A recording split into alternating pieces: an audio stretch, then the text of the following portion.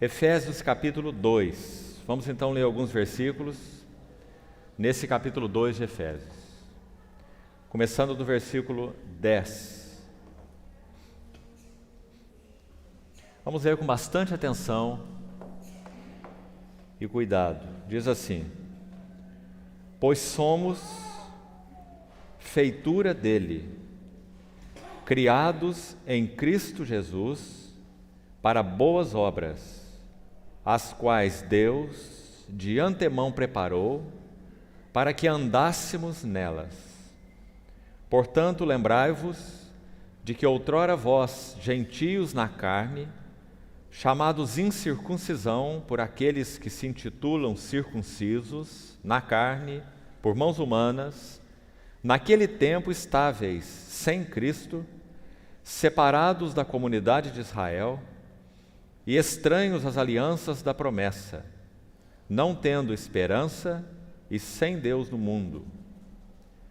Mas agora em Cristo Jesus, vós que antes estáveis longe, fostes aproximados pelo sangue de Cristo, porque Ele é a nossa paz, o qual de ambos os povos fez um.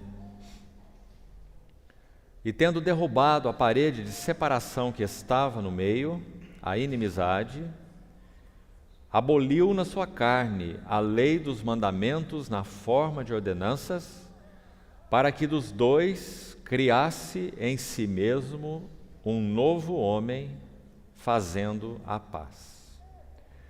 Vamos ficar com essa seção do livro de Efésios para esse momento e vamos abrir agora no livro de Atos. Atos, capítulo 20. Atos 20, a partir do verso 24.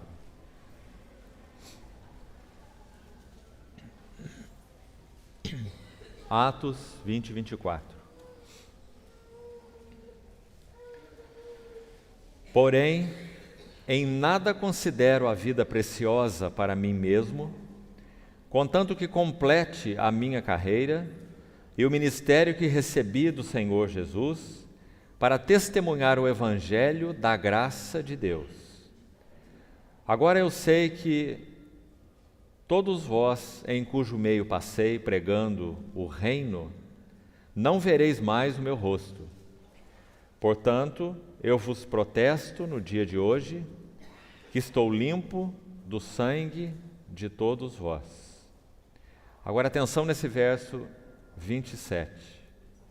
Porque jamais deixei de vos anunciar todo o desígnio de Deus. Uma outra tradução possível, todo o conselho de Deus. Jamais deixei de vos anunciar todo o conselho de Deus. Antes de voltarmos à Epístola aos Efésios, que é então objeto do nosso estudo, vamos considerar essa frase específica e buscar entendê-la. Irmãos, ontem nós falávamos que nenhum de nós que fomos chamados pelo Senhor, pela sua graça, e consequentemente somos, estritamente falando, todos nós somos cooperadores do Senhor nesse trabalho de Deus duplo, de edificar aqueles que Ele tem chamado, a sua igreja, edificar a sua igreja, quanto pregar o Evangelho para aqueles que não conhecem o Senhor. Um duplo propósito e missão que nós temos sido chamados para cooperarmos com o Senhor, na edificação dos que já são salvos e no chamamento dos que não o são. Mas nenhum de nós tem o direito e nem a liberdade diante do Senhor de pregar um evangelho menor do que aquele que é o evangelho do Novo Testamento, o evangelho da Bíblia, o evangelho que diz respeito ao Filho de Deus, o evangelho que é o Filho de Deus. Paulo, quando começa a sua epístola aos Romanos, ele diz que ele foi separado para o evangelho de Deus com respeito ao seu Filho. O Evangelho de Deus não é um evangelho que anuncia bênçãos específicas, como nós falamos ontem. Sim, o Evangelho contém muitas bênçãos específicas. Efésios 1 diz que nós fomos abençoados em Cristo Jesus com toda sorte de bênçãos espirituais.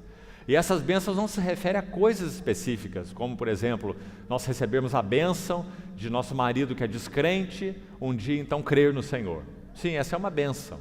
Mas as bênçãos que são descritas em Efésios não são essas específicas.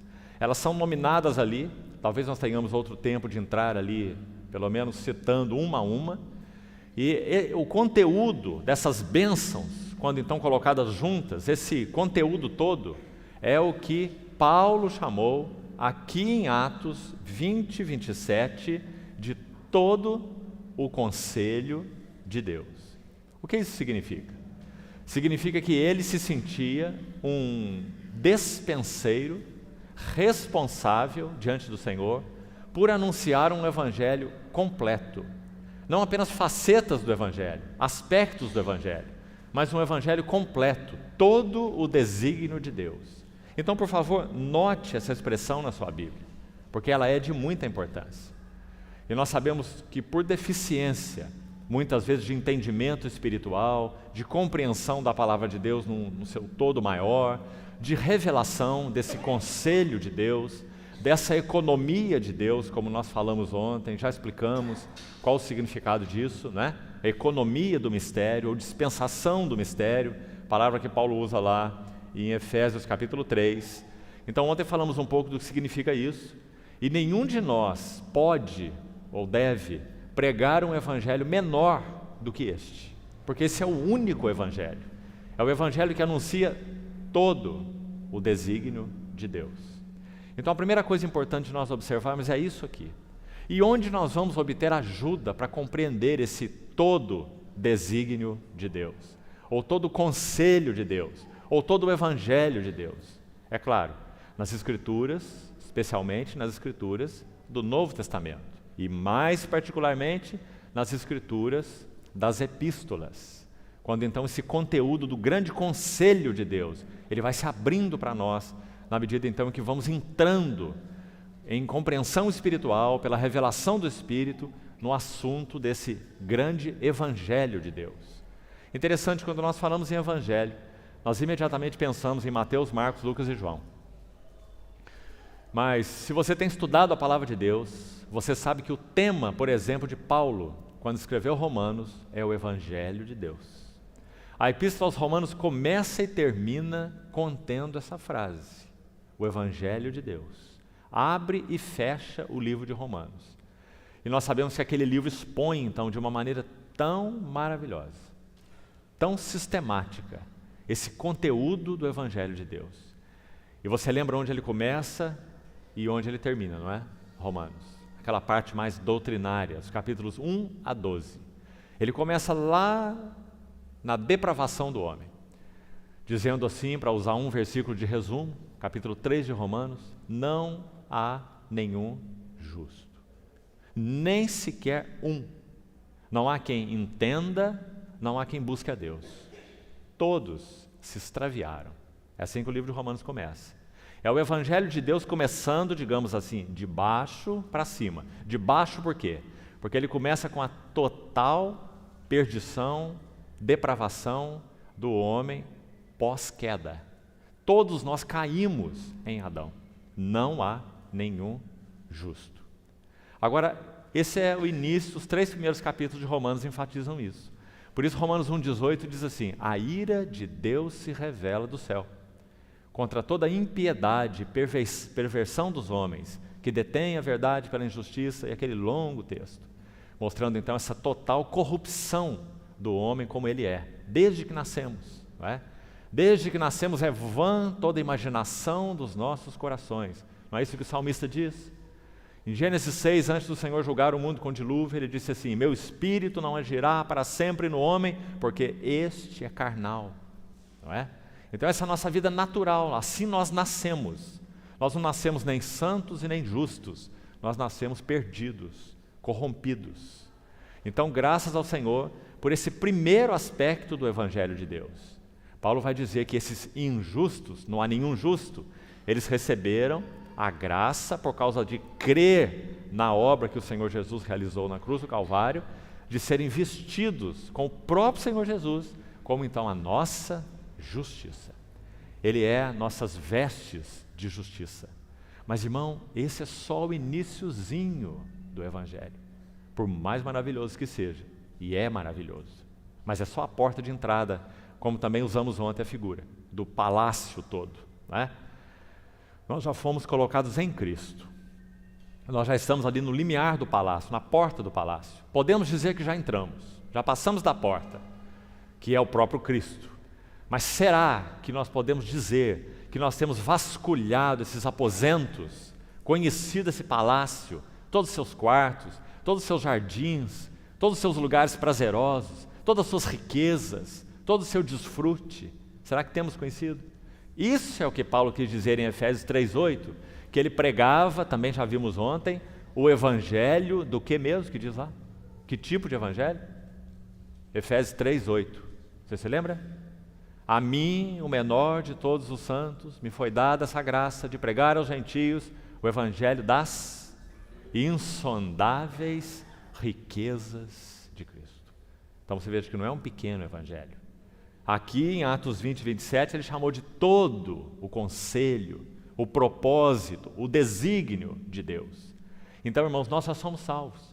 Creio que basicamente todos nós que estamos aqui já cremos no Senhor Jesus, já fomos batizados, somos dele, pertencemos a ele, ninguém nos arrebatará das suas mãos, essa é a sua palavra. Mas qual é o propósito do nosso chamamento? Para que ele nos chamou?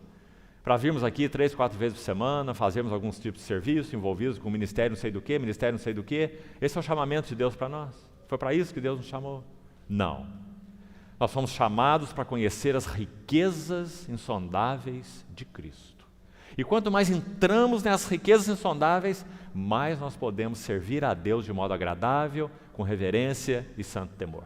Por consequência, nós não podemos ser servos se não temos uma boa relação como filhos no Senhor, conhecendo o Senhor, tendo as riquezas de Cristo abertas para nós. E há uma notícia aqui muito boa para nós, maravilhosa. O Espírito Santo foi enviado do céu para realizar dentro de nós esse objetivo. E essa é uma notícia maravilhosa. Ele veio para isso. Ele é o mestre divino, pessoa divina. Ele veio habitar dentro de nós. Ontem nós citamos 1 Coríntios 2:10. Deus nolo revelou pelo Espírito. Porque o Espírito a todas as coisas sonda, perscruta, conhece, até mesmo, escute o versículo, as profundezas de Deus. Não é precioso, irmãos? Para isso o Espírito Santo veio habitar em nós. Então nós precisamos fazer uma primeira pergunta para nós. Será que nossas vidas cristãs têm sido medíocres, rasas, superficiais, vida de reunião, vida de marcar ponto num banco ou escutando uma palavra? Ou será que nós temos conhecido as riquezas insondáveis do nosso grande Cristo, o Filho de Deus, nosso Salvador? Aquele que abriu a porta para nós das suas riquezas e nos convida a ir entrando uma a uma. Como que ele faz isso? Repetindo. Pelo ministério do Espírito Santo, que habita em nós, usando esta palavra maravilhosa. Perfeita, inspirada verbalmente. A Bíblia não contém a palavra de Deus. A Bíblia é a palavra de Deus. Muitos chamados cristãos do século XIX introduziram essa ideia terrível no meio do cristianismo, que ainda campeia no nosso meio de uma maneira avassaladora, que esse livro contém grão e casca, e nós precisamos aprender a separar aqui dentro o que é grão, ficar com ele, e o que é casca e jogar fora. É isso que é dito. Mas a palavra de Deus é perfeita, completa, absoluta. Nós não temos aqui opinião de homens, nós temos aqui a palavra de Deus, inspirada pelo Espírito Santo. Quando Mateus fala, é o Espírito Santo que fala. Quando Paulo fala, é o Espírito Santo que fala. Hoje à tarde estávamos conversando sobre um versículo com os irmãos, quando Paulo diz assim: isto digo eu, não o Senhor. Você se lembra dessa expressão de Paulo? Lá em Coríntios? Aí alguns tomam isso e dizem assim: olha aqui, opinião de Paulo, não é? Deixando de compreender que a Bíblia é palavra inspirada de Deus, não é? De capa a capa, verbalmente inspirada, graças ao Senhor. Não há nada debaixo do sol que nós podemos chamar de perfeito. Nós vivemos num mundo caído, não é? Irmãos, se essa palavra não fosse perfeita, realmente nós estaríamos perdidos. Porque não há nada perfeito debaixo do sol. Mas nós temos na nossa mão algo que é perfeito. Salmo 119 diz assim: a palavra de Deus é perfeita, o caminho do Senhor é provado, não é? Então, graças ao Senhor, porque nós podemos abrir essa palavra, que foi conservada em nossas mãos através do sangue de muitos homens e mulheres de Deus, para que nós tivéssemos uma cópia dela nas nossas mãos. Palavra inspirada de Deus. Toda a Escritura é inspirada por Deus. Theopneustos, soprada por Deus. Inspirada, como traduzem algumas versões, né? A palavra no original, theopneustos, soprada por Deus. E útil para o ensino, para a repreensão, para a correção, para a educação na justiça, para que o homem de Deus seja perfeito. Porque a palavra é perfeita. Então ela pode nos aperfeiçoar. E perfeitamente habilitado para toda boa obra. Não é assim? Então que privilégio que nós temos, não é? Nos reunirmos, nos assentarmos, não diante uns dos outros, não é? E muito menos os irmãos diante de mim, mas com uma convicção de que nós estamos assentados aos pés do nosso Senhor, aprendendo do nosso Senhor. Só Ele tem a palavra, irmãos. Só Ele tem a interpretação da palavra. Só o Espírito Santo é mestre. Todos nós somos alunos, aprendizes. Até que o Senhor Jesus venha, nós estaremos aprendendo, não é? E entrando nesses compartimentos, como nós falamos, desse palácio que é Cristo, e descobrindo. E sabe qual que vai ser a nossa tarefa na eternidade? O que você acha que vai fazer na eternidade com Cristo, com o corpo transformado, vendo o Senhor face a face, as promessas da Escritura? O que você acha que vai fazer? Pegar uma harpa bem grande assim para tocar lá, e quem sabe fazer uma picanha bem boa ali, para ter um churrasco, não é? Qual que vai ser a nossa atividade quando nós estivermos face a face com o Senhor? Sabe o que a Bíblia ensina? Apocalipse? Os seus servos o servirão. Vai ter serviço na Nova Jerusalém. É? Nós estamos sendo treinados no serviço agora para continuar depois que o Senhor Jesus voltar. Os seus servos o servirão. Isso é Apocalipse 22. Contemplarão a sua face, face a face, como João diz. Né? E Paulo também, em Coríntios 13, diz: agora nós vemos como em espelho. Porque nós não vemos nosso Senhor ainda face a face. Então vemos obscuramente. Mas um dia nós conheceremos como também nós somos conhecidos por Ele. Ou seja, plenamente. Né? Então seus servos o servirão, contemplarão a sua face e nas suas frontes estará escrito o nome dEle. Isso é o que diz Apocalipse 22. Significa que nós estaremos identificados com o Senhor de uma maneira tão íntima, tão real, servindo a Ele, baseado no nosso conhecimento dEle. Nós não deixaremos de continuar conhecendo Cristo durante toda a eternidade. E aqui a palavra durante é limitada, não é? Mas nós temos que usar a linguagem humana, né? Para falar de coisas celestiais, não tem outra, não é? Porque não vai existir um durante, porque a eternidade é eterna, não é? Nós estaremos sempre conhecendo o nosso Senhor, porque Cristo é um Cristo de riquezas inesgotáveis. Então nós estamos sendo treinados nessa escola agora, não é? Se nós temos prazer aqui, nós teremos prazer lá. Se nós estamos avançando aqui, nós continuaremos avançando lá, porque esse é o nosso chamamento, né? Então esse, irmãos, essa é, nas palavras de Paulo, a economia do mistério, ou as riquezas insondáveis de Cristo. Então que o Senhor nos ajude a dar uns passozinhos mais nessa noite, e acima de tudo, como nós falamos, que o Espírito Santo encontre lugar de ministério nas nossas vidas. Se isso acontecer, sabe qual vai ser o resultado? Nós poderemos sair daqui com a convicção: algo mais das belezas de Cristo foi revelada a mim. E sabe qual é o resultado disso? Contemplando como por espelho as glórias do Senhor, nós somos transformados de glória em glória. E quem faz essa obra? Como termina esse versículo? Como pelo Espírito do Senhor. 2 Coríntios 3,18. Então Ele está aqui para isso. Ele veio habitar em nós para isso, né? Vamos então voltar no texto de Efésios, que nós acabamos de ler. E com a ajuda do Senhor vamos dar mais uns passos, além do que nós já demos no início ontem. Efésios 2, nós iniciamos no verso 10 a leitura e fomos até o verso 15. Então vamos agora devagar na leitura que nós acabamos de fazer, porque nós vamos agora recolher palavras, realidades maravilhosas nesse pequeno texto cheio de conteúdo. Então, volte aí, por favor, para o verso 10, que diz assim: pois somos feitura dele. Vamos ficar com essa frase aqui por enquanto. Irmão, nunca leia nenhum versículo da Bíblia desconectado do seu contexto. Essa é um primeiro princípio de interpretação bíblica importantíssimo. Sempre coloque o texto no seu contexto, para você não fazer bagunça. Você já viu pessoas que recortam versículos, por exemplo, Filipenses 4,13. As pessoas gostam tanto desse versículo que já colocaram em adesivo, para colocar em vidro de carro, né? E o versículo diz assim: tudo posso naquele que me fortalece. Nós gostamos muito desse versículo, não é? Porque nós interpretamos esse versículo assim: o que eu quero? O que eu preciso? O que eu necessito?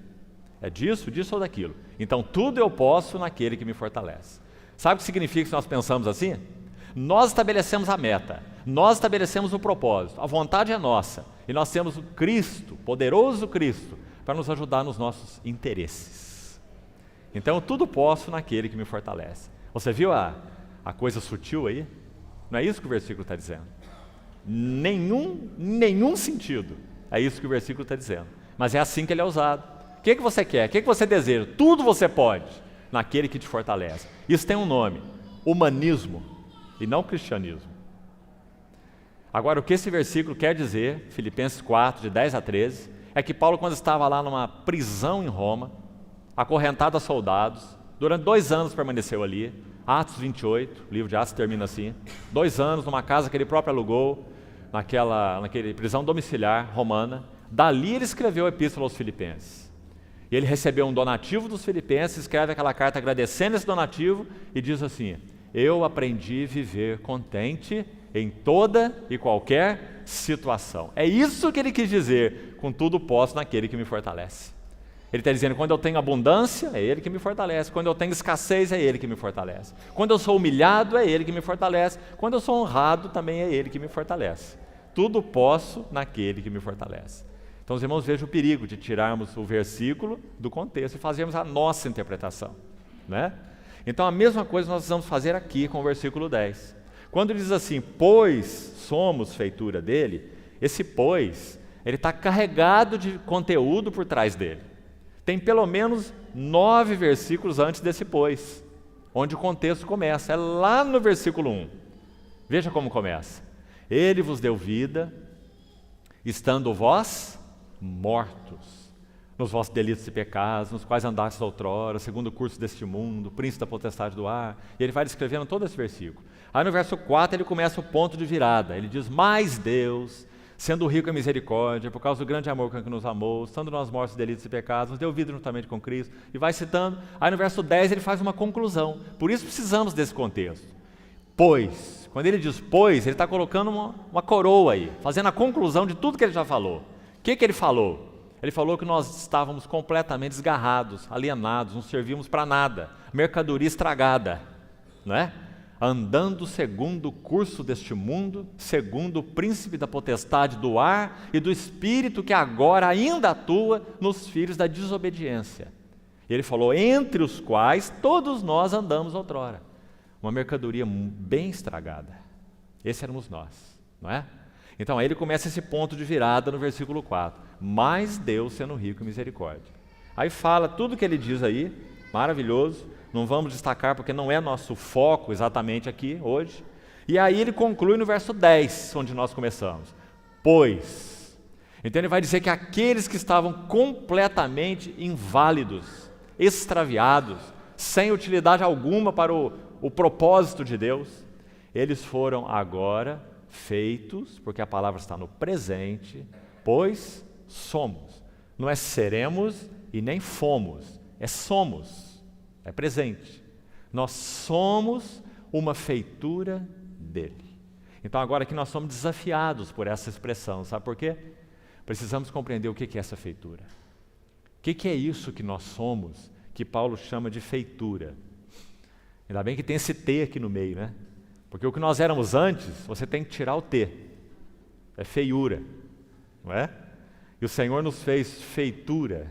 É uma palavra muito maravilhosa.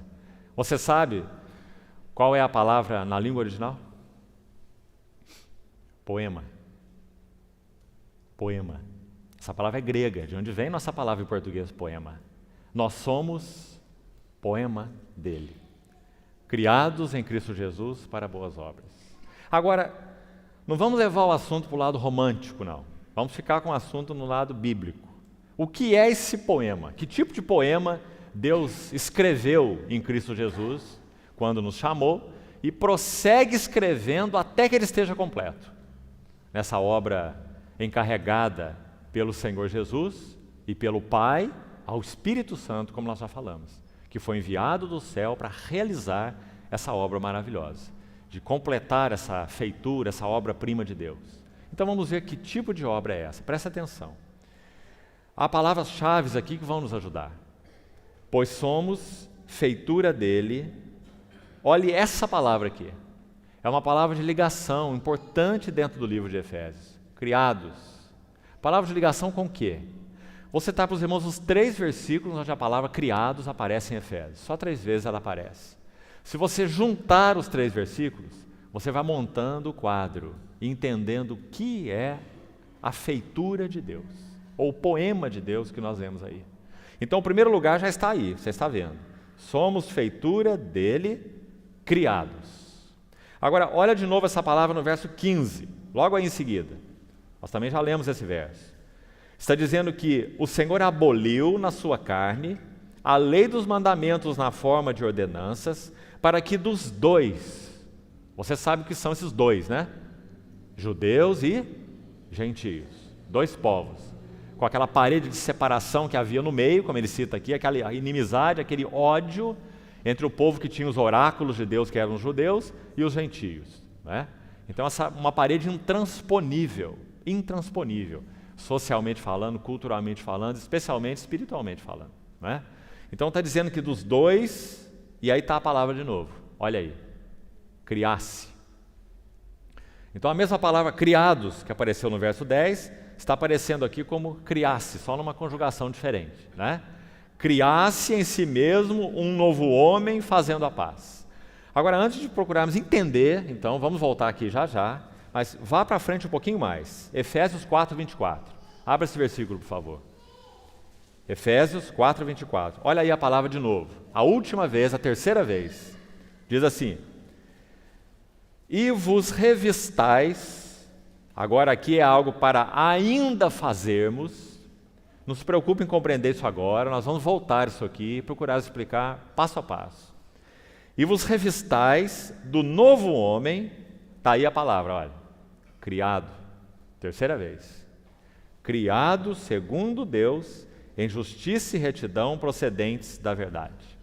Agora vamos buscar dar então, volte para o capítulo 2, vamos dar o primeiro passo aqui. Coloque juntos o versículo 11 e o versículo 15, juntos. Vamos ler os dois. O verso 11 diz assim, 10 e 15. Pois somos feitura dele, criados em Cristo Jesus. Então o que está dizendo nesse versículo? Que em Cristo Jesus foi criada uma feitura, ou um poema, que nós acabamos de citar aí. Versículo 15 agora, está dizendo que em Cristo Jesus, de novo, olha lá no verso 15, parte final, em si mesmo. Quem é esse si mesmo aí? Em si mesmo, é o nosso Senhor Jesus, não é? Então o verso 15 está dizendo que em si mesmo, o nosso Senhor Jesus criou, ou criasse, o que nesse versículo 15? Um novo homem, não é? Então, irmãos, nós temos podemos dizer aqui, uma equação aqui, colocando esses 2 versículos juntos. O verso 10 está dizendo, Cristo Jesus criou em si mesmo uma feitura. Somos feitura dele, criados em Cristo Jesus. E o verso 15 está dizendo que Cristo Jesus criou em si mesmo um novo homem. Você vê o que está acontecendo aqui? Então, a feitura do versículo 10 é o novo homem do versículo 15. Porque não há 2 coisas criadas em Cristo Jesus. Cristo Jesus criou em si mesmo um novo homem, Cristo Jesus criou em si mesmo uma feitura, ou um poema dele, como diz aí. Agora, o que é essa feitura, o que é esse poema? Vamos ler o versículo 16 em diante, completando aí até o verso 22, para ficar claro para nós o significado. Vamos lá. Verso 16. E reconciliasse, ele criou em si mesmo um novo homem, verso 15, e reconciliasse ambos, que são judeus e gentios, esses dois povos, em um só corpo com Deus, por intermédio da cruz, destruindo por ela a inimizade. E vindo, evangelizou paz a vós outros que estáveis longe, gentios, e paz também aos que estavam perto, judeus, que tinham os oráculos de Deus, né? Então os gentios são chamados como estando longe e os judeus chamando como estando perto. Mas aos dois foi anunciado esse propósito de Deus, né? Essa economia de Deus pelo Espírito, aos dois povos indiferentemente. Então, versículo 18 diz: porque por ele ambos, de novo, judeus e gentios, temos acesso ao Pai em um Espírito.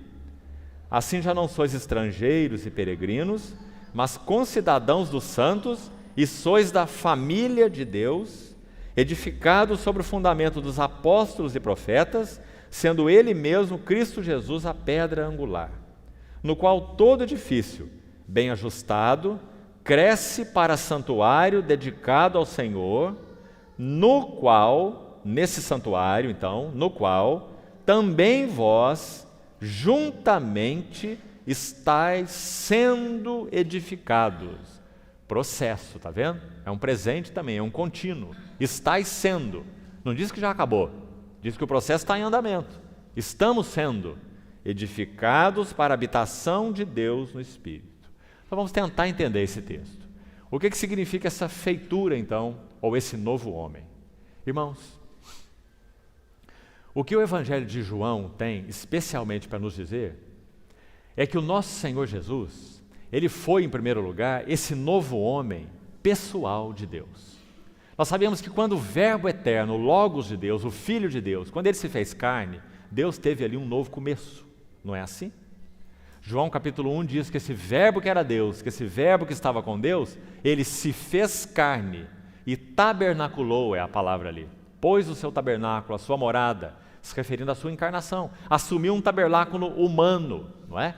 Ele é pessoa eterna, o Filho eterno, e ali ele assume um tabernáculo humano, se fez carne e habitou entre nós, cheio de graça e de verdade. Capítulo 1. O que o capítulo 3 vai dizer, quando o nosso Senhor conversa com Nicodemos? Ele está face a face com Nicodemos, falando assim: ninguém subiu ao céu, senão aquele que de lá desceu. O Senhor Jesus que está falando, se referindo a ele mesmo. Ninguém subiu ao céu, senão aquele que de lá desceu, a saber, o Filho do homem que está no céu. Não é interessante essa frase do Senhor? Onde nosso Senhor Jesus estava? Ele estava diante de Nicodemos, mas ele está dizendo, o Filho do homem que está no céu. Ele não disse esteve no céu, e nem estará no céu. Ele usa o presente, está no céu. O que é verdadeiro a respeito do Senhor Jesus? Ao mesmo tempo em que ele estava na terra, ele estava no céu. Em que sentido? No sentido de que ele é o céu na terra. Por isso, de novo, no capítulo 1 de João, vá colocando todas essas ideias juntas. No capítulo 1 de João ainda, no verso 51, ele interpreta o sonho de Jacó. Você lembra o Senhor Jesus interpretando o sonho de Jacó? Quando ele encontra com Natanael e diz para Natanael que já havia visto a ele ali debaixo da figueira, Natanael fica impressionado com aquilo, o Senhor fala, porque eu te disse que eu te vi debaixo da figueira, você creu? Pois maiores coisas do que essa você verá. E ele diz assim, vereis o céu aberto e anjos de Deus subindo e descendo sobre o quê? O Filho do homem. Esse é o sonho de Jacó. Só que no lugar do Filho do homem tinha uma escada, porque o sonho de Jacó era simbólico, tipológico, até mesmo profético, não é? Ele viu aquela escada cujo topo atingia o céu. Você se lembra, não lembra? De Gênesis 28, sonho de Jacó. Chamou aquele lugar de casa de Deus. Quão terrível é esse lugar? É a casa de Deus, a porta do céu. Então ele viu a escada e aqueles anjos que subiam e desciam do céu para a terra. Nosso Senhor Jesus vai interpretar esse sonho. Só que o que ele vai fazer? Ele vai tirar a escada e vai colocar-se a si mesmo no lugar da escada. E dizer para Natanael: vereis o céu aberto e os anjos de Deus subindo e descendo sobre o Filho do Homem. Então você viu o que o Senhor Jesus fez? Ele está dizendo que é Ele quem traz toda a realidade do que o céu é para a terra. Por isso que quando o Senhor Jesus começou a pregar, o que Ele diz? Arrependei-vos, porque está próximo o reino dos céus. Porque o reino está onde o rei está. Então o Senhor Jesus é aquele que traz em si mesmo o reino do céu. Por isso ele falou para Nicodemos assim em João 3, quem não nascer de novo não pode entrar aonde? No reino de Deus, não é? Porque ele próprio quem trouxe o reino de Deus. Então quem não nascer de novo, quem não nascer da água e do Espírito, não pode entrar no reino. Irmãos, que verdade maravilhosa. O reino de Deus não é algo futuro apenas, ele terá uma dimensão futura, mas o reino de Deus é uma realidade espiritual. Realidade espiritual. Quando que nós entramos nela? Quando nós cremos e recebemos o nosso Senhor Jesus. Então o Espírito Santo é aquele que introduz-nos no reino dos céus. Por isso Romanos 8 vai dizer que antes nós éramos escravizados e tínhamos em nós um espírito de escravidão. E agora nós recebemos um espírito de adoção, baseado no qual clamamos Abba, Pai. E o Espírito de Deus testifica com o nosso espírito que somos os filhos de Deus, não é? Esse é o reino de Deus. Irmãos, é nesse reino que nós vivemos, ou fomos chamados para viver, não é? Deveríamos viver nessa atmosfera 24 horas por dia, respirando o reino, conhecendo o nosso Senhor Jesus, suas riquezas insondáveis, porque Ele é aquele que traz a realidade do reino dos céus para a terra, porque Ele é o Rei. O que é o Sermão do Monte? Quando nós vemos aquelas bem-aventuranças, como são chamadas, Mateus 5, não é? Os primeiros 12 versículos. O que é aquilo? Qual é a primeira bem-aventurança? Bem-aventurados os humildes de espírito, porque deles é o quê? O reino dos céus. Mais uma vez, não é? Bem-aventurados lá no final os perseguidos por causa da justiça, porque deles é o reino dos céus, não é? O que são aquelas bem-aventuranças? O caráter do reino dos céus. Aqueles que pertencem a Deus, aqueles que são habitados pelo Espírito Santo, aqueles que estão conhecendo as riquezas insondáveis do Senhor Jesus. O que está acontecendo com eles? Eles estão sendo transformados de glória em glória e adquirindo cada vez mais o caráter do Rei. Irmãos, nunca vamos tornar nossa salvação estática, nunca. Salvação não é estática, salvação é dinâmica. Nós conhecemos e conhecemos e conhecemos o nosso Senhor Jesus, mais e mais e mais, as suas riquezas insondáveis. E o que acontece quando mais conhecemos, mais nós somos transformados, de glória em glória. Aquele versículo de Coríntios, nós já citamos aqui várias vezes, se você já estudou aquele texto, ele usa duas palavras ali na nossa tradução, não é? De glória em glória. Muito interessante no texto original. Essa preposição primeira, de, no texto original, é apo. E essa preposição em é eis. Esse apo fala de um estado original. Começamos aqui. E esse eis fala de um propósito. Então a ideia é essa mesma. Nós estávamos numa posição aqui, então nós fomos chamados para uma outra posição ali. De glória em glória, como que uma escada de degraus. E nós explicamos ontem o que significa glória, não é? Não vamos repetir, já falamos ontem. Glória é Cristo, é o que Ele é. Glória não é um estado, glória não é um brilho, não é? Glória não é uma refulgência, glória é uma pessoa. Ele é o resplendor da glória, o nosso Senhor Jesus, não é? Então, ser transformado de glória em glória significa ser parecido com Cristo em um nível e mais parecido com Cristo, e mais parecido com Cristo, e mais parecido com Cristo, porque este é o reino dos céus. Então, o reino dos céus não é estático, o reino dos céus é dinâmico. O Espírito Santo veio habitar em nós para nos fazer cidadãos do reino dos céus, parecidos com Cristo. Quando Paulo fala assim para Timóteo, exercita-te na piedade, porque o exercício físico para pouco é proveitoso, mas a piedade para tudo é proveitosa. O que ele quis dizer? O que é piedade? É você dar esmola, fazer boas obras, pregar o evangelho. Muito bom você fazer isso tudo. Mas o que Paulo chama de piedade se refere particularmente à Cristo. Quem Cristo é? Como que nós sabemos? Só você estudar Timóteo. Grande é o mistério da piedade. Piedade. Qual é a piedade? O mistério da piedade. Aquele que foi manifestado na carne. Cristo. Foi justificado em espírito, contemplado por anjos, pregado entre os gentios, crido no mundo, recebido na glória. O que é piedade? Cristo. O que é ser piedoso? É ser semelhante a Cristo, não é? Então, irmãos, quão mal nós temos feito a palavra de Deus, jogando nelas nossas ideias, ao invés de extrair delas as suas ideias, para que nós vejamos do ponto de vista de Deus esses assuntos, não é? Então, que o Senhor nos ajude nisso. Esse é o nosso chamamento. Então, qual vai ser o resultado disso? Vamos de novo voltar para o texto de Efésios. Os irmãos, perdoem por estarmos abrindo e fechando parênteses aqui toda hora, mas se nós seguíssemos numa linha reta, talvez fosse mais difícil de compreensão, né? Então, às vezes, precisamos abrir esses parênteses para explicar alguma coisa, para se tornar mais claro para nós, para que o Senhor use isso e nos ajude a compreender esses assuntos tão importantes, tão básicos. Então, os versículos que nós lemos de 16 a 22, só olhe para a sua Bíblia de novo, já acabamos de ler. O que você vai ver, o que está escrito aí?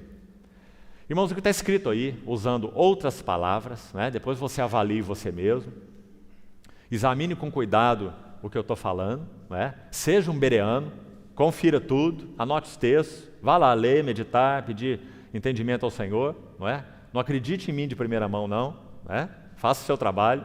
Mas eu vou te dizer que o que está escrito nos versos 16 até 22 é o seguinte: na medida em que Cristo nos chamou para sermos um poema dele, uma feitura dele, ou esse novo homem que está escrito no verso 15 aí, um novo homem, para que Deus completasse esse propósito, então ele o fez da seguinte maneira: em primeiro lugar, ele tomou o seu Filho eterno, e então o seu Filho eterno, baseado numa vontade própria, numa disposição própria dele mesmo, na Trindade, ele se prontificou, o Filho de Deus se prontificou para ser o Cordeiro de Deus. Ninguém pôs isso sobre ele. Essa foi uma carga que ele o quis tomar. Por isso Apocalipse diz que esse Cordeiro foi morto desde a fundação do mundo, né? E Pedro vai dizer que o sangue dele foi conhecido com efeito antes da fundação do mundo. 1 Pedro 1,18. Então, nosso Senhor Jesus, o Filho eterno de Deus, ele se prontifica antes de qualquer coisa ser criada. Não havia universo, não havia homem, não havia nada. O Filho de Deus se prontifica a ser o Cordeiro de Deus. Por quê? Porque esse mesmo Senhor Jesus, esse que é o Criador de todas as coisas, ontem vimos Colossenses, porque nele foram criadas todas as coisas. Tudo foi criado por meio dele e para ele. Ele é o Criador, não é? O Senhor Jesus. Então, sendo Deus, ele sabia que esse homem criado iria perder o propósito de Deus, perder o foco de Deus, a queda. Gênesis 3. O que significa pecado? Essa palavra amártia no grego, pecado. O que significa? Perder o rumo, perder o alvo, perder o propósito. Isso é pecado. Pecado, às vezes nós interpretamos pecados como atos específicos, né? Isso são pecados, no plural, atos pecaminosos. Os atos pecaminosos, tantos que nós podemos mencionar. Tem uma lista enorme lá em Gálatas 5, não é? E também outra em Romanos 1, e muitas outras. Atos pecaminosos. Agora, pecado, no singular, amártia, significa errar o alvo, perder o rumo. Então, quando a Bíblia diz todos pecaram e carecem da glória de Deus, ela está dizendo todos perderam o rumo. Não sabe para que existem, não sabe de onde vêm, não sabe para onde vão, não é? Não tem propósito de vida, não tem significado, erraram o alvo de Deus. Isso é pecado, não é? Então o que Deus fez? O Filho de Deus se apresentou para ser o Cordeiro de Deus. Então como é que João o apresenta? Eis o Cordeiro de Deus que tira o pecado. Você vê que está no singular? Você vê que não está dizendo tira os pecados? É claro que ele tira os pecados, irmão, não é? Mas, acima de tudo, ele tira o pecado. Aquele que não conheceu o pecado, 2 Coríntios 5:21, Deus o fez o quê? Pecador, no singular de novo. Olha na sua Bíblia, você vai ver. 2 Coríntios 5:21, no singular. Deus o fez pecado por nós, para que nele nós fôssemos feitos justiça de Deus, não é? Então agora em Cristo Jesus nós ganhamos o rumo de novo. O rumo do quê? O rumo do céu? O rumo da Nova Jerusalém? Mais do que isso. Nós ganhamos o rumo do eterno propósito que Deus estabeleceu em Cristo Jesus. E sabe qual é o eterno propósito? Que nós sejamos um novo homem, ou uma feitura dele. Você está acompanhando? Então o Filho de Deus se apresentou para ser o Cordeiro de Deus, né? Tirando o pecado do mundo. E daí? Então ele realizou aquela obra tremenda. Deus meu, por que me desamparaste? Julgou o pecado na sua carne, ressuscitou dos mortos. E aqui tem tantos detalhes maravilhosos, né? Nós não vamos poder gastar tempo com eles. Por que ele ressuscitou? Porque o pecado, de novo no singular, não tinha autoridade para segurá-lo. Por quê? Porque o pecado, a morte, tem direito de segurar tudo aquilo que o pecado toca. Então nem o pecado nem a morte tinham direito de segurá-lo, porque ele entrou na morte sem pecado. Então o Senhor Jesus, quando entra na morte, ele é como um estranho no ninho. É como Jonas no ventre do grande peixe. Você lembra o que aconteceu com Jonas? Por que o Senhor Jesus falou, nenhum sinal será dado para essa geração má e adúltera, senão o sinal de Jonas? Por quê? O Senhor Jesus está usando a figura de Jonas como uma parábola para ele mesmo. Sua morte e sua ressurreição, muito evidente, não é? Aquele peixe teve que vomitar o Jonas na praia, não é? Porque o Jonas não era comida de peixe. E também o nosso Senhor Jesus não era alimento para a morte. Então Pedro, quando vai pregar em Atos 2, no Pentecostes, ele vai dizer assim, ele ressuscitou rompendo os grilhões da morte, não é? Porque era, olha a palavra que Pedro usa, irmão, aprecie isso, impossível. Ele rompeu os grilhões da morte, Pedro está dizendo, porque era impossível que ele, o Senhor Jesus, fosse retido por ela, pela morte. Por quê? Porque o salário do pecado é a morte. Mas o Senhor Jesus não, obrigado, irmão. O Senhor Jesus não pecou, então ele não tem nenhuma dívida para pagar para a morte. Então quando o Senhor Jesus entra na morte, ele destrói a morte. Não é o que Paulo fala? Com essas palavras, escrevendo para Timóteo, 1 Timóteo 1, ele fala que o Senhor Jesus destruiu a morte e trouxe à luz a vida e a imortalidade mediante o Evangelho. Esse é o nosso Senhor Jesus. Então os grilhões da morte não podiam segurá-lo, porque ele não tinha dívida relacionada ao pecado. Então ele vence a morte. É exaltado à destra do trono da majestade nas alturas. Só o livro de Hebreus fala isso 4 vezes. Assentado à destra do trono, à destra da majestade. Né? Então ele se assenta no trono de Deus. E daí, o que mais? Atos 2,33 diz assim, ele recebe do Pai a promessa do Espírito. Exaltado, ele recebe essa promessa. Atos 2,33. E ele derrama isto que vedes e ouvis. Pentecostes. Então qual é o Espírito que nós recebemos? O Espírito de Jesus glorificado. Esse é o Espírito Santo. É o Espírito do Jesus glorificado. É o Espírito Santo que conhece tudo sobre vida humana. É o Espírito Santo que conhece tudo sobre tentação humana. É o Espírito Santo que conhece tudo sobre dificuldade humana, tribulação humana, provação, privação humana. Por quê? Porque ele é o Espírito de Jesus glorificado. É por isso que nós somos assistidos. Que maravilhoso, irmão. E o que ele veio fazer conosco? Em primeiro lugar, ele veio nos dar vida quando nós estávamos mortos. Acabamos de ler aí em Efésios. Mas isso também é só o comecinho. Vamos usar uma figura para tentar entender.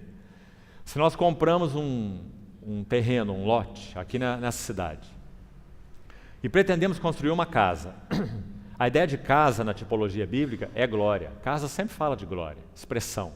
Então nós compramos esse terreno, limpamos aquele mato, tiramos aquele lixo, assinamos a escritura de propriedade, ele nos pertence, compramos o terreno. Aí nós compramos agora 20 mil tijolos e mandamos descarregar naquele terreno.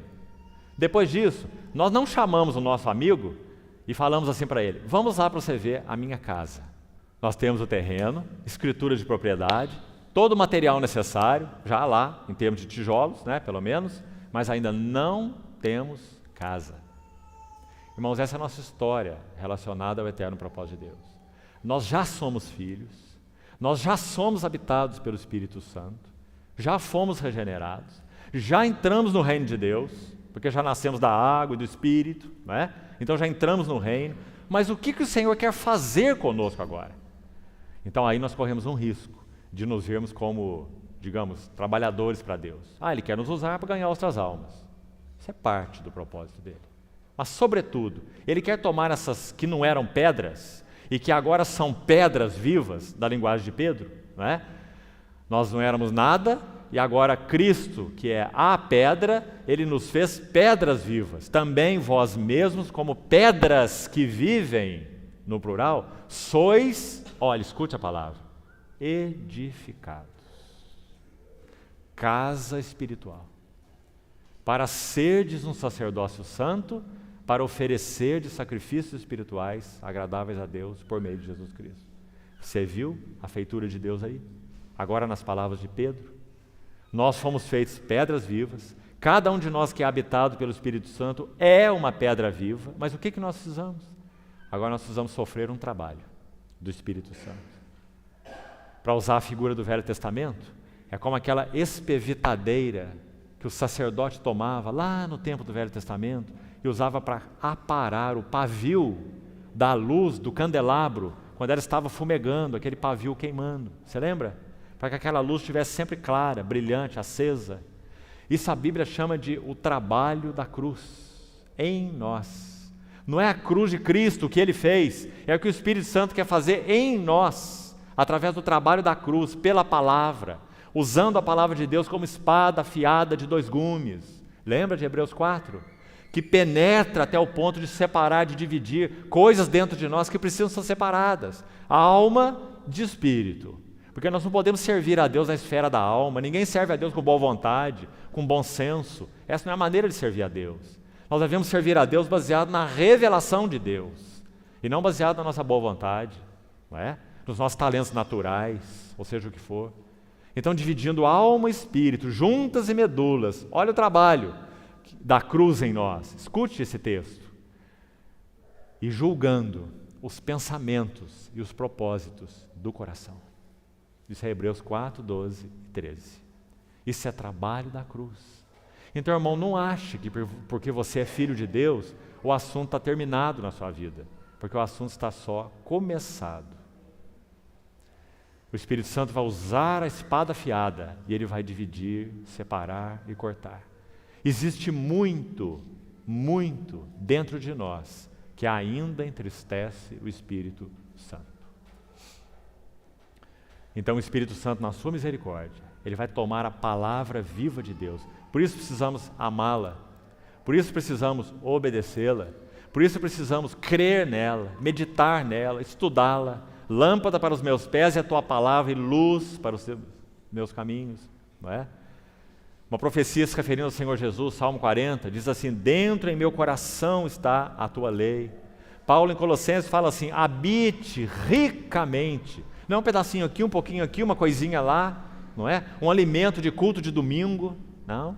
Paulo falou: habite ricamente em vós a palavra de Cristo, ricamente, não é? Por quê? Porque ela é essa palavra, espada viva e eficaz, cortante, mais que uma espada de 2 gumes, e vai então dividir alma e espírito, juntas e medulas, e sondar os pensamentos e os propósitos do coração. É aí que o Espírito Santo deseja entrar, irmãos. Porque quando esse processo vai avançando na nossa vida, o resultado é essa edificação de Deus que nós estamos vendo aqui em Efésios 2. Nós vamos nos tornando edifício de Deus. Sabe qual é o nosso problema?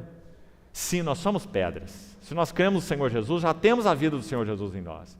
Mas nós somos pedras todas tortas, pedras todas pontudas, cheias de arestas, incapazes de serem colocadas juntas. É isso que nós vemos. Ciúmes, invejas, disputas, partidarismos, busca de glória pessoal, cada um quer aparecer mais do que o outro, não é? Meu serviço, meu ministério, são palavras que nós gostamos tanto de usar. Pedras pontudas, todas disformes. Somos de Deus, somos pedras, mas pedras não aparadas. Então nós precisamos que essa espada venha, essa tesoura venha e corte, corte, corte, corte, para que nós possamos então ser justapostos, um ao lado do outro, um sobre o outro.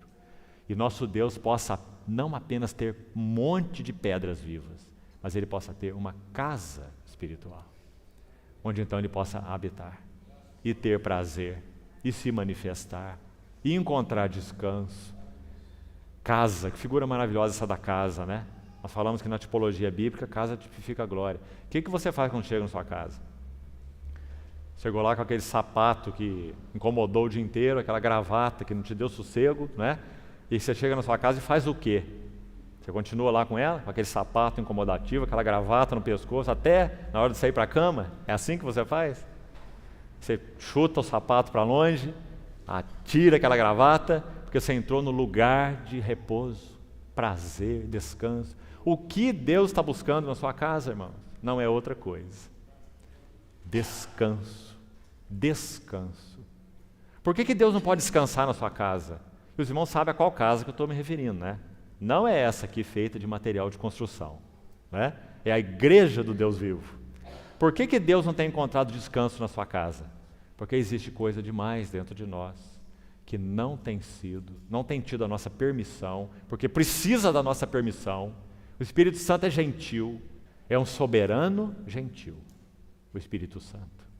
Então Ele nunca vai fazer esse trabalho se nós não dissermos: vem Espírito Santo, realiza esse trabalho em mim, usa a palavra e me apara, e me corta, e me poda, não é? Não é a linguagem do Senhor em João 15? Todo ramo que produz fruto, Ele poda, para que produza mais fruto ainda. Permanecei em mim e eu permanecerei em vós, não é? E lá naquele mesmo contexto Ele fala das suas palavras, porque é a palavra que faz esse trabalho. Então Ele fala: se permanecerdes em mim e as minhas palavras permanecerem em vós. Então Ele vai cortando as arestas das pedras, e as pedras vão realmente sendo justapostas. Então nós aprendemos a cooperar, sim, no mesmo espírito, não é? Sem a realidade coríntia, ciúmes e contendas e partidarismos e divisões, e eu prefiro Paulo, eu gosto mais do Apolo, não, eu gosto é do Cefas, não é? Divisões, preferências, tudo que é humano, medíocre, carnal, que entristece o Espírito Santo, não é? De modo geral, é assim que nós temos vivido como igreja de Deus. Então nós não podemos dizer que o Senhor tem tido uma casa em nós, porque para que Ele tenha uma casa, esse trabalho precisa ser feito. E para que esse trabalho seja feito, nós precisamos desejá-lo, nos expor à palavra de Deus, para que ela faça esse trabalho em nós. Então é isso que você está lendo aqui do 16 ao 22, porque está dizendo que nós temos acesso ao Pai em um Espírito, está dizendo que o Senhor Jesus é pedra angular, está dizendo que nós somos família de Deus. Repare, 3 figuras foram usadas aí. Família de Deus, Senhor Jesus como pedra angular, e que nós somos habitação de Deus no Espírito, não é? Você já pensou que os 3 mais proeminentes escritores do Novo Testamento, inspirados pelo Espírito, são eles Paulo, Pedro e João, os 3 mais proeminentes? Eles enfocam exatamente o que nós temos nesse texto aqui. Vamos reforçar tudo que já falamos até aqui, de outra maneira agora. A mesma ideia, ainda não estamos avançando. A mesma ideia de outra maneira. Qual que é a mensagem central de João em tudo que ele escreve? 5 livros dele, o Evangelho, as 3 epístolas e o Apocalipse. A visão de João é que nós somos família de Deus. É João quem mais enfoca isso. É ele que usa a palavra filhinhos, não é? João enfoca o fato de que nós somos família.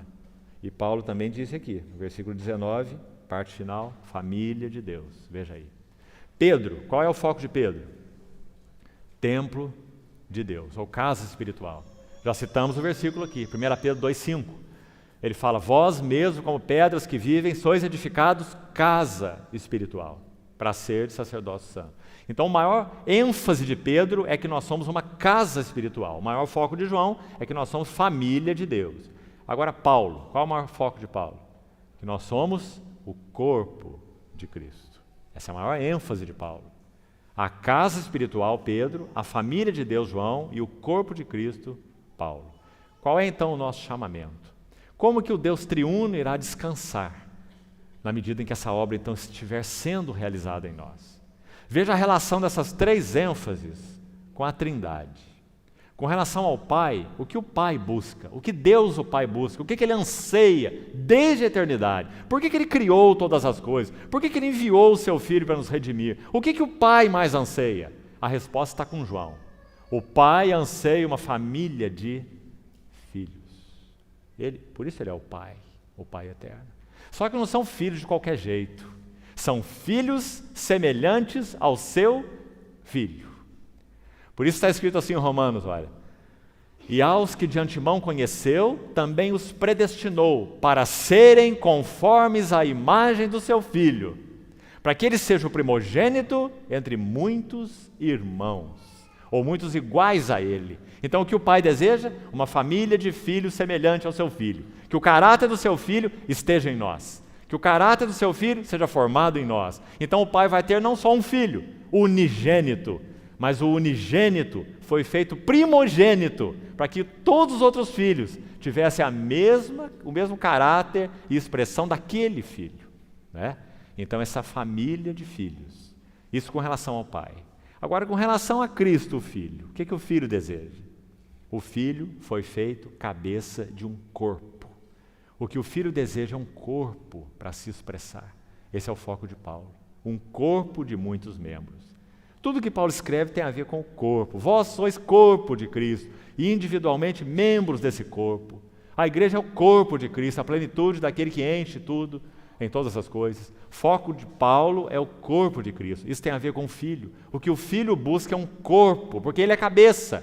Ele busca um corpo no qual ele possa plenamente se expressar. O corpo não tem vida própria em si mesmo. O corpo responde à vida da cabeça.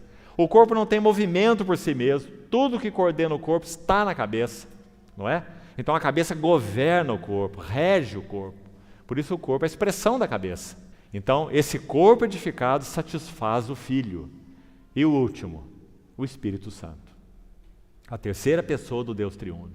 Qual será o descanso do Espírito Santo? Também está aí no texto, verso 22 aí de Efésios 2. Vós juntamente estáis sendo edificados para a habitação de Deus no Espírito. Então qual será o descanso e o prazer do Espírito Santo? Ter um templo espiritual edificado, com pedras vivas, que Ele mesmo produziu, porque nós somos regenerados pelo Espírito Santo. É Ele que nos regenera e é Ele que nos transforma. Por isso, transformados de glória em glória na sua imagem, a imagem de Cristo, como pelo Espírito do Senhor. Porque é o Espírito do Senhor que faz essa obra. Então, irmãos, o que nós estamos vendo aqui, o que a Bíblia chama de feitura, está explicado nesse texto. Você viu aí agora, não é? Nós somos família de Deus, nós somos corpo de Cristo e nós somos templo do Espírito Santo. Na medida em que avançamos nesses três aspectos, crescemos como família para Deus, fazendo o quê? ênfase de João, amai-vos uns aos outros, assim como eu vos amei. Essa é a família de Deus. No foco de Paulo, corpo de Cristo. Então, aprendendo a nos movermos e vivermos de uma maneira coordenada. 1 Coríntios 12 é um grande capítulo sobre o corpo de Cristo. Lembra? Não pode os olhos dizer a mão. Não pode o ouvido dizer aquela outra parte. Não é assim? Porque Deus coordenou o corpo. Isso é Coríntios 12. Concedendo mais honra àquilo que menos tinha. Para que não haja divisão do corpo. Antes cooperem os membros. Veja aí, membros. Com igual cuidado em favor uns dos outros. Não é? Então é nisso que precisamos avançar. Será que temos estado bem nisso? Se aquele trabalho da cruz que nós falamos, a espada do Espírito, a palavra de Deus, não estiver aparando arestas em nós, nunca chegaremos a essa realidade. Podemos fazer aí, irmãos, o nosso serviçozinho, bem feito, com responsabilidade. Isso não significa que o reino de Deus está sendo edificado. Nós precisamos sofrer o trabalho do Espírito Santo em nós, no nosso caráter, na nossa motivação, na nossa vida interior, na nossa mente, nos nossos pensamentos. Sonda-me, ó Deus, e conhece o meu coração. Prova-me e conhece os meus pensamentos. Vê se há em mim algum caminho mau. Isso é Davi orando. E guia-me pelo caminho eterno. Não é? Esse é o trabalho da cruz. É isso que o Espírito Santo deseja fazer. Então, um corpo e, por último, um templo espiritual, templo do Espírito Santo. As pedras vivas postas juntas, uma do lado da outra, uma sobre a outra, para que Deus tenha uma casa. E nós aprendamos, então, no mesmo Espírito, cooperarmos uns com os outros. Em mútua submissão, corpo de Cristo não tem hierarquia. Hierarquia é de exército, não do corpo de Cristo. No corpo de Cristo nós somos dependentes uns dos outros, não é? Devemos nos submeter uns aos outros, nos mover em pluralidade. Então, nós só podemos alcançar isso, irmãos, na medida em que esse propósito, então, de Deus ficar claro para nós e nós formos respondendo a Ele de todo o nosso coração, dizendo: Senhor, perdoa a nossa pequena compreensão, a nossa compreensão limitada, e nos ajuda a avançar para aquilo que o Senhor nos chamou. Nós não fomos chamados por homem nenhum, nós não fomos chamados por denominação nenhuma, nós fomos chamados pelo Senhor Jesus, para vivermos dele, nele, para ele e respondermos ao seu eterno propósito. Que Ele nos ajude nisso, irmãos. Então, até o versículo 22, nós temos a revelação desses assuntos que nós acabamos de falar. Depois você leia cuidadosamente. E se você puder, se você tem instrumentos para isso, vá na língua original, vá na sua concordância, vá lá no seu léxico do grego, faça tudo que você puder, para você compreender o que está escrito aqui. Mergulhar na palavra de Deus, estudá-la. Acima de tudo, sobre tudo que falamos aqui, tomar a atitude de Efésios capítulo 1, verso 17. Essa mesma carta. Quando Paulo começou essa carta, ele disse assim para os Efésios: que Deus vos dê, que Deus vos conceda espírito de sabedoria e revelação, no pleno conhecimento dele. Essa é a nossa maior necessidade. As outras coisas vão ajudar, mas elas não são em si mesmo revelação. Há muitos professores de seminário que parecem cebola. Eles têm uma cabeça enorme, né? Mas tem uma raiz desse tamanho. Não é assim? Muito conhecimento, mas um conhecimento estéril, um conhecimento que não afeta nem mesmo a vida deles, muito menos a de outros. Não é? Esse não é o tipo de conhecimento que a Bíblia nos chama para ter. Esse é conhecimento acadêmico. Nós fomos chamados para ter conhecimento espiritual, porque as coisas de Deus são espirituais, não é? Agora, é claro que alguns instrumentos podem nos ajudar, mas em si mesmos eles não são nada. Eles não são revelação, eles não são sabedoria, né? Então tem que ser mantido no seu lugar. Nós precisamos do Espírito Santo, usando esse instrumento para abrir a palavra de Deus para nós. E então nós podemos ser mesmo edificados com ela. O que nós mais carecemos como igreja, irmãos, é que a palavra de Deus afete nossa vida. Na medida em que ela afetar a nossa vida, ela vai afetar a dos outros. E isso é o que nós mais carecemos, né? Então que o Senhor nos ajude nisso, aos seus pés. Agora vamos concluir, mais 10 minutos nós terminamos. Nós vamos avançar para o verso 24 que nós lemos, o 4:24. E vos revistais do novo homem, está aí ele de novo, que já foi citado lá no 2:15, né? Dizendo que o Senhor Jesus criou em si mesmo um novo homem. Vamos com calma agora. Novo homem está aparecendo aqui 2 vezes, no 2:15 e no 4:24. Só que no 2:15 está dizendo que o Senhor Jesus já fez algo, Ele já criou, na cruz do Calvário. Ele criou em si mesmo um novo homem. Isso é o que o nosso Senhor Jesus fez na obra dele. Agora, o que o Espírito Santo está fazendo na obra dele em nós é exatamente trazendo à luz a experiência, aqui na nossa história, aquilo que o Senhor Jesus já fez na cruz do Calvário. Coloque os 2 aspectos juntos. E não sei se você já ouviu assim, mas pense nisso. Nós podemos chamar esse aspecto aqui, ó, do que Cristo fez na cruz, de aspecto objetivo. Isso é o que Ele fez. Você não participou, ninguém participou. Aquele lagar Ele pisou sozinho. Ele disse: está consumado. Ele terminou, Ele realizou o fato objetivo, né? Agora, por que Ele derramou o Espírito Santo, como nós falamos? Por que Ele enviou o Espírito Santo do céu como cabeça exaltada? Para que tudo aquilo que Ele fez na cruz do Calvário possa se processar em nós. Então nós vamos chamar esse aspecto agora de subjetivo. Compreendeu? Então uma coisa é o que Cristo fez na cruz, outra coisa é o que o Espírito Santo quer fazer em nós. O Espírito Santo não vai fazer nada em nós que seja diferente do que Cristo fez na cruz. Então agora você entende esses dois versículos juntos. Na cruz, porque lá, se você ler, confira por favor, faça isso. Olha no versículo 15. Aboliu na sua carne, 2,15, olha com atenção, a lei dos mandamentos na forma de ordenanças, para que dos dois criasse, algo que ele já fez, em si mesmo, um novo homem, olha aí o novo homem, fazendo a paz. Onde que ele criou esse novo homem, em que momento da história? Não está muito claro aí, irmãos? Na sua carne. Agora, quando na sua carne? Quando ele estava curando paralítico, expulsando demônios, alimentando multidão, foi ali que ele criou um novo homem? O que você acha? É claro que não, não é? É quando na cruz do Calvário ele disse, está consumado. E derrubou a parede de separação. Ali ele criou um novo homem. Então isso é a verdade objetiva em Cristo. Não importa se você crê, se você não crê, se você concorda, se você não concorda. Graças a Deus que não depende de nada disso. É o que é o fato espiritual. Deus fez em Cristo. Graças ao Senhor. Agora ele enviou o Espírito Santo para quê? O Espírito Santo é o executivo de Deus. É o embaixador de Deus. Agora ele veio trazer aqui para a nossa história, para a nossa experiência, aquilo que Cristo já consumou na cruz do Calvário. Então você vai ver novo homem aqui e novo homem aqui. Primeiro Cristo criou esse novo homem na cruz do Calvário. Agora o Espírito Santo está trazendo à luz esse novo homem agora, entre nós, fazendo esse trabalho de edificação do novo homem, que nós já explicamos alguma coisa aqui, usando sobretudo a palavra de Deus vivo e eficaz.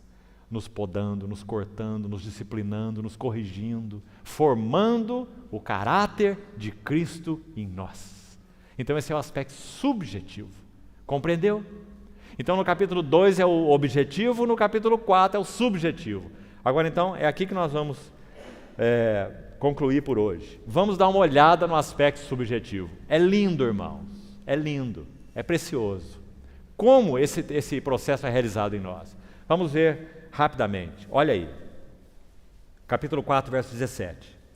Isto, portanto, digo, e no Senhor testifico, não mais andeis como também andam os gentios, na vaidade, futilidade dos seus próprios pensamentos, obscurecidos de entendimento. E aí ele vai nessa lista até o verso 19, mostrando o nosso andar antes de conhecermos o Senhor, como gentios, né? Agora, preste atenção no verso 20. De 20 a 24, se você quiser dar um pequeno tema para essa sessão aí, sabe qual seria um bom tema? A escola de Cristo. A escola de Cristo, onde nós estamos matriculados. Em primeiro lugar, graças ao Senhor, porque nós não pedimos para matricular nessa escola, porque nós estávamos mortos nos vossos delitos e pecados. Mas o Senhor veio até nós e nos matriculou nessa escola. Ele nos deu capacidade de crer nele, foi Ele mesmo que nos deu capacidade, né?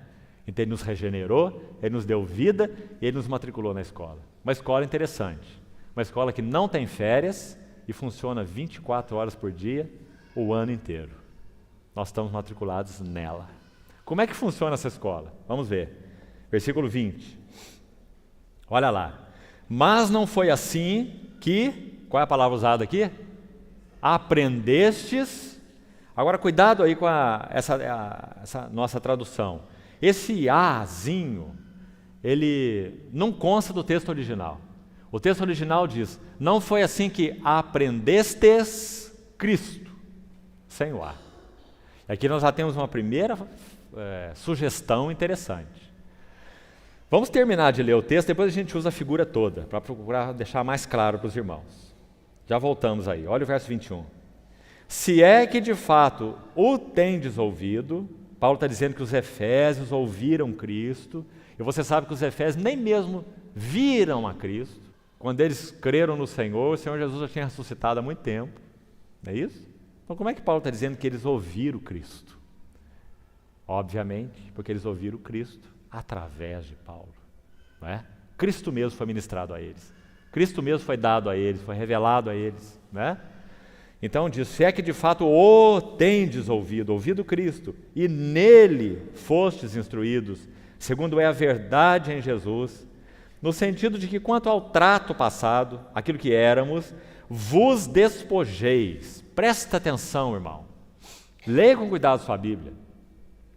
É uma palavra para nós cristãos, algo para fazermos agora. Não é quando nós nos convertemos, não, é agora. Vos despojeis agora. Significa que há coisas em nós que ainda entristecem o Espírito Santo. Por isso, no capítulo 4, verso 30 dessa carta mesmo, ele diz: não entristeçais o Espírito de Deus, no qual foste selados para o dia da redenção. Longe de vós a amargura, a cólera, a gritaria, a ira, a malícia. Não é assim? Porque essas coisas precisam ser retiradas de nós, não é? Na escola de Cristo. Então vamos ver como, para terminarmos então. Então ele diz: quanto ao trato passado, vos despojeis do velho homem que se corrompe segundo as concupiscências do engano, e vos renoveis no espírito do vosso entendimento. Olha que está tudo no presente, para ser feito agora, né? E vos renoveis no espírito do vosso entendimento, e vos revistais, também para ser feito agora, do novo homem, criado segundo Deus em justiça e retidão, procedentes da verdade. Vamos tentar explicar, usando uma metáfora para nos ajudar. O que Paulo está ensinando aí é que a escola de Cristo funciona assim. Em primeiro lugar, o mestre nessa escola é Cristo mesmo. Todos nós somos alunos. Por isso Paulo falou: se é que o tendes ouvido. Se nós chegamos numa reunião dessa, ouvimos a palavra do Senhor e não ouvimos Cristo, então, irmão, você perdeu uma hora da sua vida. Podia ter ficado em casa. Ou nós ouvimos Cristo, ou então nada nos interessa. Só Ele pode nos ensinar. Só Ele pode nos revelar. Só Ele pode nos abrir a palavra, nos dar entendimento espiritual. Não é? Então Paulo falou para os Efésios: se é que o tendes ouvido. Então Ele é o mestre. Segunda coisa, o ambiente. Olhe o versículo 22. Diz: e nele fostes, 21. O contexto começa no verso 20, né? De 20 a 24. Diz: e nele, olha esse nele fostes instruídos. Pega essa palavrinha aí, porque Paulo está falando para a igreja dos Efésios e dizendo que eles foram instruídos nele. Olha que palavra maravilhosa. Está dizendo que o ambiente da nossa reunião é Cristo também, que nós precisamos nos reunir nele, porque existe um outro tipo de reunião, irmão. Sabe como é? É uma reunião em nós. Se você se reunir com os irmãos em você, isso vai ser um grande problema. Se nós nos reunirmos cada um em nós mesmos, nós vamos ter uma confusão e não uma reunião, não é? Então ele diz aí: nele fostes instruídos, porque nós precisamos aprender a nos reunir em Cristo. Em Cristo. Como que nós podemos reunir em Cristo? A chave é: não entristeçais o Espírito de Deus, no qual for selados. Se a nossa vida tem de alguma maneira entristecido ao Espírito Santo, nós não podemos nos reunir em Cristo. Não adianta buscar processo mágico, irmão. Não adianta achar que oração é senha e nem abracadabra. Oração não é isso. Não há mágica. Ou nós vivemos uma vida que honra o Espírito Santo, ou então nós não teremos a bênção de Deus. Não podemos nos reunir em Cristo. Não podemos ser instruídos em Cristo. Podemos receber conhecimento intelectual, mas vai permanecer na nossa mente, sem afetar o nosso coração, sem afetar a nossa conduta, né? Então ele diz: nele fostes instruídos. E aí conclui assim: segundo é a verdade em Jesus. Verdade em Jesus. Essa é a mensagem. Então vamos tomar de novo a figura. Na escola de Cristo, Ele é o mestre, precisamos ouvir a Ele mesmo, que seja através uns dos outros, né? Mas ouvir Cristo mesmo. Então, Ele é o mestre, Ele é o ambiente, nele fostes instruídos, e Ele é a mensagem. Então nós podemos ouvir uma mensagem, mas podemos não ouvir Cristo mesmo. Nós podemos receber uma mensagem, mas podemos não receber Cristo mesmo. Isso faz toda a diferença. O Senhor Jesus falou assim para os seus discípulos, em João 6, verso 63, ele diz assim: as palavras que eu vos tenho dito são, aí ele não diz, doutrina, conhecimento, As palavras que eu vos tenho dito são Espírito e são vida. É assim que nós precisamos receber Cristo. Do contrário, nós recebemos uma mensagem, mas não recebemos Cristo. E essa não é a escola de Cristo. A escola de Cristo é quando nós recebemos Cristo mesmo. Cristo se dá a nós através da sua palavra. Então, irmão, não contente seu coração em ouvir uma mensagem, mas sim receber Cristo mesmo, através da mensagem, através da palavra, porque é isso que Ele deseja nos dar. Essa é a maravilhosa escola que nós estamos matriculados, graças ao Senhor. O que nós precisamos fazer? Nós precisamos, de todo o nosso coração, desejar, compreender a realidade espiritual dela. Não nos satisfazermos com menos do que isso, porque menos do que isso não vai nos satisfazer, assim como nos satisfaz a Deus, não é? A igreja de Deus, ela não é seminário. Seminário cumpre o seu propósito, mas igreja não é seminário. A igreja é a casa do Deus vivo, para que sejamos edificados com Cristo mesmo, não é? E os outros elementos vão ser cooperadores nesse trabalho, né? Então ajude-nos o Senhor, irmãos, e possamos realmente ser gratos a Ele, porque Ele nos introduziu nessa preciosa escola. E agora Ele está fazendo essa obra em nós, usando fielmente essa espevitadeira. Então não esperneie, irmão e irmã, não chore, não faça jogo emocional com Deus, né?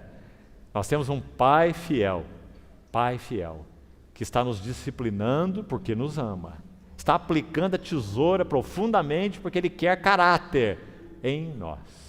Ele não quer só pedras vivas, Ele quer pedras edificadas juntas. Então Ele vai usar tudo. Não fique trazendo cartaz na reunião, dizendo, irmãos, orem por mim, eu estou sofrendo, meu sofrimento está insuportável, né?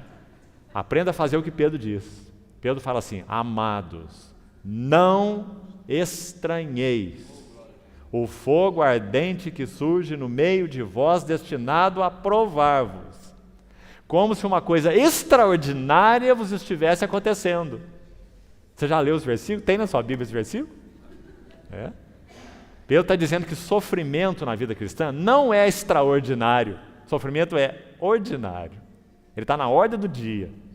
Se nós não estamos sofrendo, alguma coisa errada está acontecendo, né?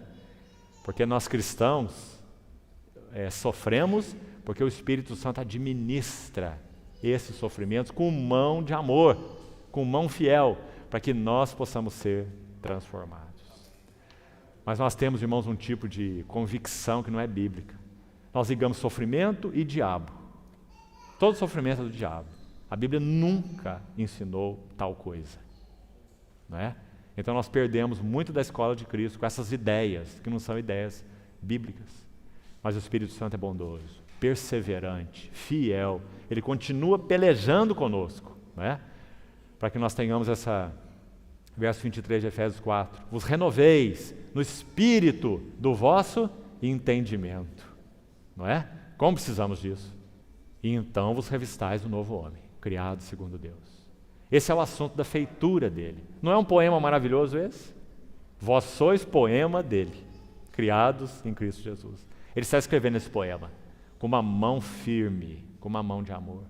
Então, irmão, pare de fazer birra e comece a agradecer ao Senhor, honrá-lo. Dizer, Senhor, fala, Senhor, que o teu servo ouve. Usa os sofrimentos para abrir meu ouvido. O que o Senhor quer falar comigo? O que eu preciso entender? Onde o Senhor quer usar a tesoura na minha vida que eu estou resistindo, né? Para que então Ele produza o que Ele quer produzir nas nossas vidas. Então o Espírito Santo tem uma casa e não um montão de pedras empilhadas, sem casa, né? Sem glória, sem realidade espiritual. O Senhor nos abençoe e continue falando ao nosso coração, irmãos. Amém.